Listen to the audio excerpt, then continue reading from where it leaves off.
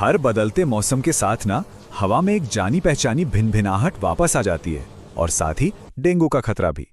ये कोई मामूली बुखार नहीं है, बल्कि एक गंभीर स्वास्थ्य समस्या है जिसके बारे में हम सभी को पता होना बहुत जरूरी है।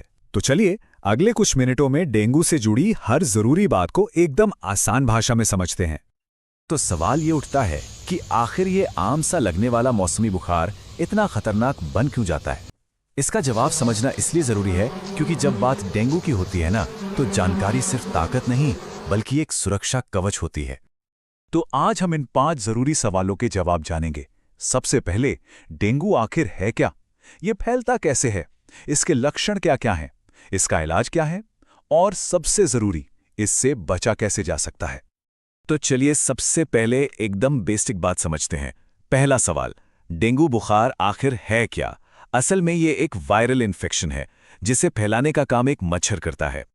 सीधी भाषा में कहें तो डेंगू एक वायरस से होने वाली बीमारी है। इस वायरस का नाम है डेंगू वायरस।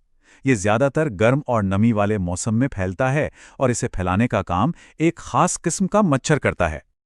अच्छा, अब जब हम जान गए हैं कि ये है क्या, तो ये भी देख लेते हैं कि ये एक इंसान से दूसरे इंसान तक पहुंचता कैसे है। तो दूसरा सवाल, डेंगू फैलता कैसे है? और इसका जिम्मेदार है सिर्फ एक अपराधी, एडीज मच्छर। देखिए, डेंगू फैलने का एक पूरा साइकिल है। कहानी शुरू होती है जब एक एडीज मच्छर किसी डेंगू से बीमार व्यक्ति को काटता है। फिर वो वायरस कुछ दिनों तक मच्छर के अंदर पलता बढ़ता है और बस इसके बाद जब वही मच्छर किसी स्वस्थ इंसान को काटता है तो वायरस उसमें भी पहुंच जाता है और यह खतरनाक चक्कर ऐसे ही चलता रहता है। अब आते हैं इसके तीसरे और शायद सबसे अहम हिस्से पर, डेंगू के मुख्य लक्षण। किसी भी बीमारी से लड़ने के लिए ना उसके शुरुआती संकेतों को पहचानना बेहद जरूरी होता है। हाँ, एक बात ध्यान में रखनी है कि मच्छर काटने के फौरन बाद लक्षण नहीं दिखते। आमतौर पर वायरस के शरीर में जाने के 4 से 10 दिन बाद इसका असर दिखना शुरू होता है। इसी समय को इंक्यूबेशन पीरियड कहते हैं। डेंगू के जो आम लक्षण हैं उनमें शामिल हैं 104 डिग्री तक का बहुत तेज बुखार, बर्दाश्त से बाहर सिरदर्द, खासकर आंखों के ठीक पीछे वाले हिस्से में दर्द और मांसपेशियां और जोड़ों में भयानक दर्द। इतना तेज दर्द कि इसे हड्डी तोड़ बुखार भी कहते हैं। इसके अलावा जी मिचलाना, उल्टी और शरीर पर लाल चकत्ते होना भी इसके आम लक्षण हैं। यहाँ पर बहुत ज़्यादा ध्यान देने की ज़रूरत है। सामान्य लक्षणों और खतरे की घंटी में फ़र्क समझना बहुत ज़रूरी है।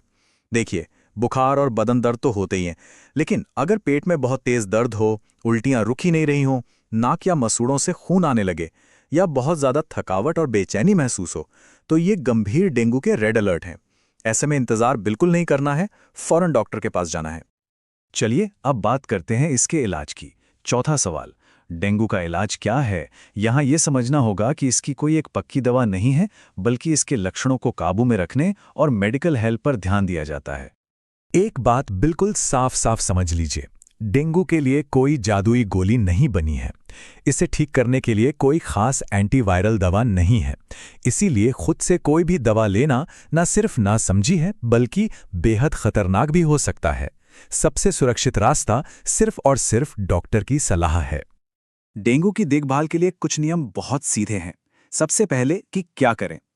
जितना हो सके आराम करें और शरीर में पानी की कमी बिल्कुल न होने दें। खूब पानी, जूस, नारियल पानी पीते रहें। अब क्या बिल्कुल न करें, और ये बहुत ज़रूरी है, एस्प्रिन या इबुप्रोफेन जैसी दर्द की दवाइयाँ लेने से बचें क्योंकि ये ब्लीडिंग का खतरा बढ़ा सकती हैं। और हाँ, जो खतरे के संकेत हमने पहले बताए थे उन्हें कभी भी नज़रअंदाज ना करें।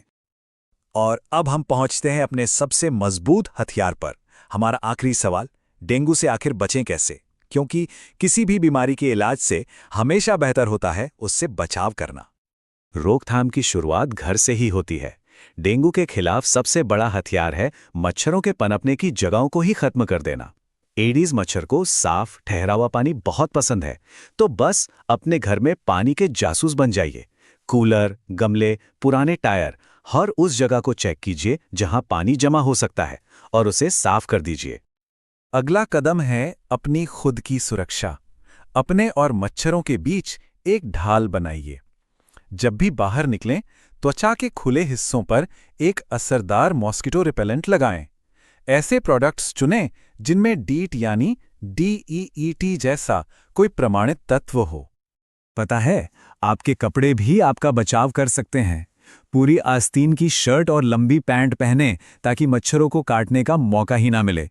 और एक बात गांठ बांध लीजिए, डेंगू का मच्छर ज्यादातर दिन के समय काटता है, खासकर सुबह सूरज उगने के बाद और शाम को सूरज ढलने से पहले।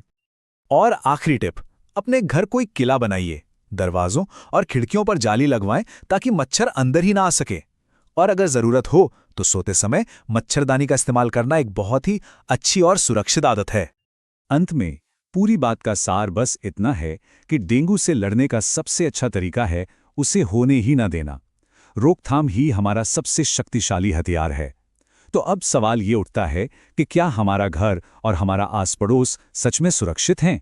ये एक ऐसी बात है जिस पर हम सभी को सिर्फ सोचना नहीं चाहिए, बल्कि अमल भी करना चाहिए।